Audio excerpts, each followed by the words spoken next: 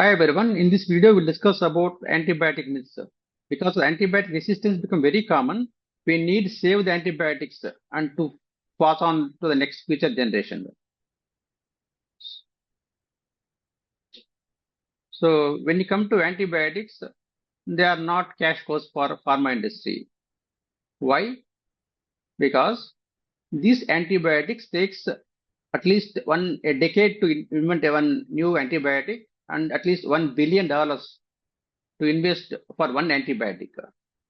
Because of the negligence or overuse or misuse of antibiotic, if the bacteria become mutant and become resistant to antibiotic, the antibiotic will not work.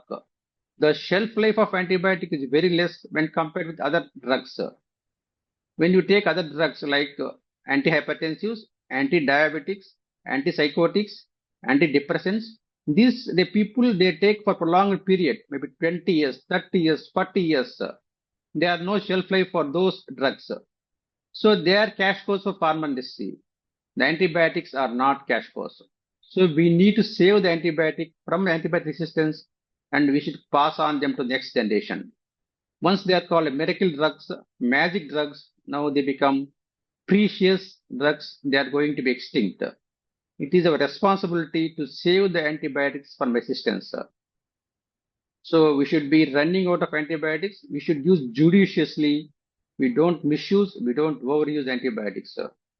So this is the reason why we should careful in using antibiotics.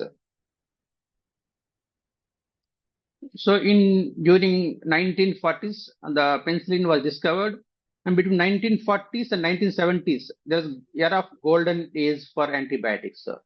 The penicillins are discovered, the sulfonamides are discovered, the aminoglycans are discovered, the cephalosporins are discovered. At the same time, the vaccines also started.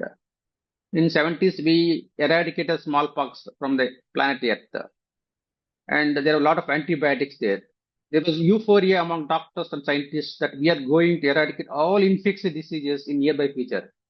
You see what happened in 2024. We're still discussing about saving the antibiotics. So we all went wrong there. So some of the myths are there. One is IV antibiotics are better than oral antibiotics. That is not correct always. It is partially correct.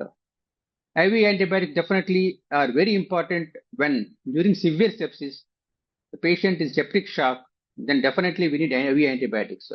Why? We need to achieve higher rapid level of we need to achieve the higher levels that too rapidly. So we need IV antibiotics for those cases.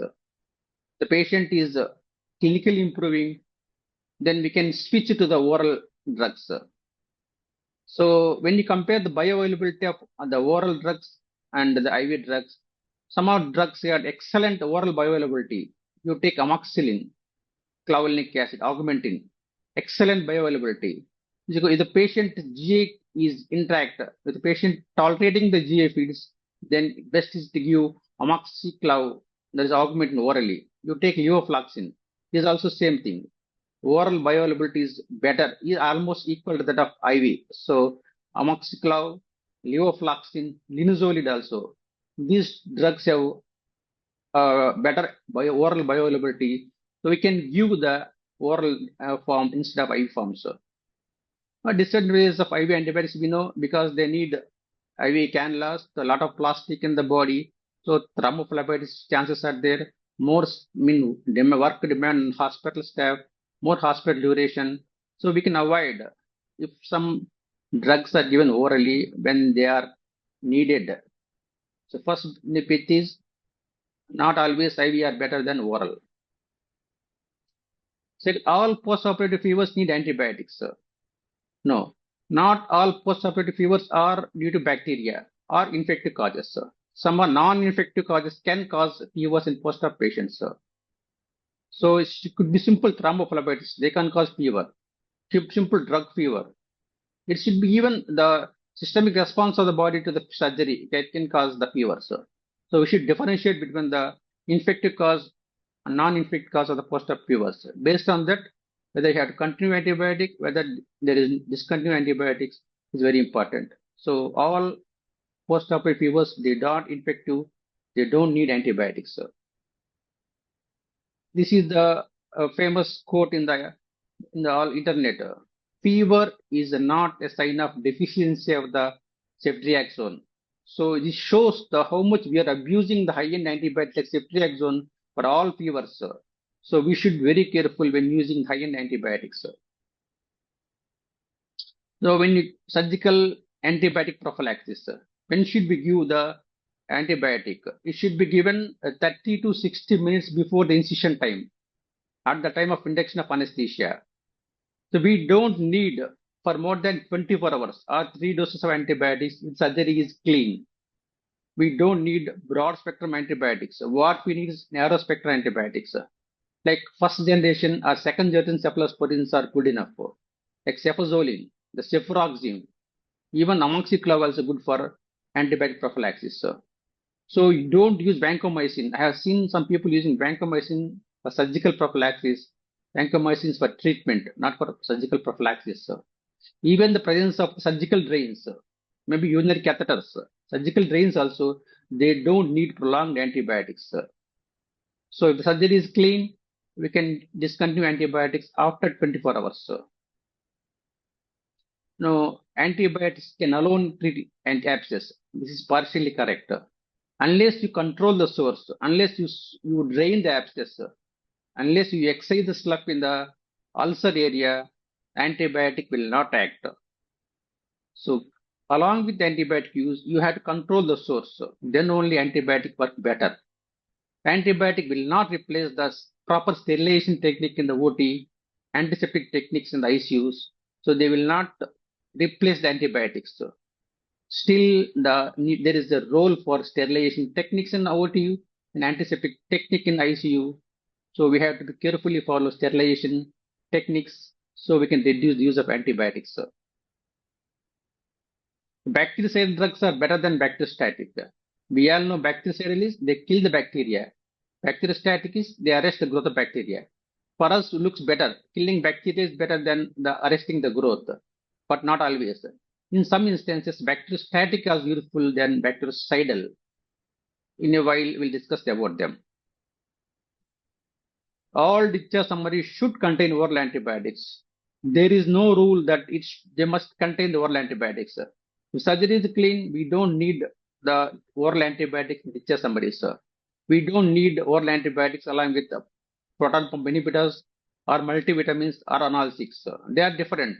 And antibiotics should not be treated same as the PPIs or analgesics or multivitamins.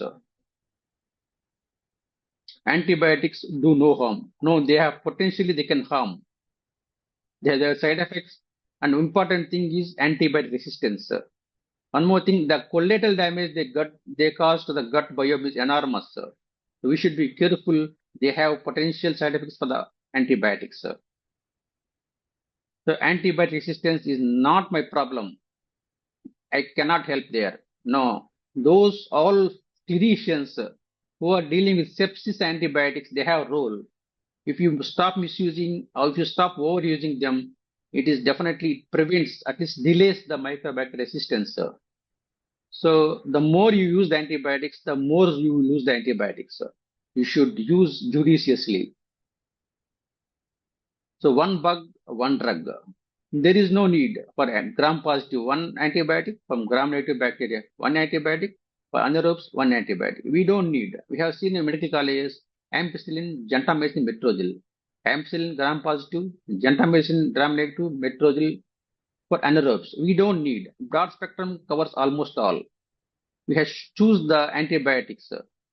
For every drug, we don't need one drug for one bug. So, for example, if you take meropenem and piperacillin tazobactam, they don't need extra anaerobic coverage. They don't need metronidazole or clindamycin. They can be effective against anaerobes. So, meropenem, piptazo, they don't need extra anaerobic coverage. Antibiotic de-escalation. This is very important. When can we de-escalate the antibiotics? Usually, with the patient sepsis, we start empirical antibiotic that are broad spectrum. If the cultures are positive after the second day or third day, the patient is clinically improving, then we can consider switching of antibiotics from the broad spectrum to narrow spectrum. This is how we can save the antibiotics. One more important thing is we should adopt a culture of sending cultures in surgical patients, any ICU patients also. One important thing is culture swab is useless. Don't send culture swab. What should you do? If the pus is there, you aspirate the pus in syringe. You send the syringe for culture. You don't send for these swabs also. If there is infected tissue in the base of the ulcer, you excise the tissue. You send that tissue to for culture sensitivity, not the culture swab. If you need blood cultures, you don't send 5 ml or 3 ml. You send 15 ml, 20 ml in 2 sets. The more the amount of you send the blood, the better chances of isolating the pathogen is high. One more thing is always take cultures before starting antibiotics. These are the few maybe myths, facts we should know about antibiotics. We all know this antibiotic resistance is an important problem. We should be careful when using these antibiotics. So thank you very much.